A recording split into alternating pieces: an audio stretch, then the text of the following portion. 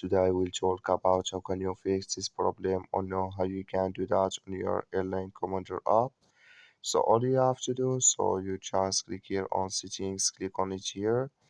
When just click on settings, it's going to show for you a list like this here. Then you go down, just keep going down here, click here on apps, come to apps list here and then you're looking for Airline Commander app. So you just click on search. Then here you add Airline Commander app, just click on it here. So then it's going to show for you a list like this. Click on for stop, then you click on OK. Then you go down, just click on storage, come to storage list here. Just click on clear cache, then all you have to do. So you just go to your Play Store, click on it here.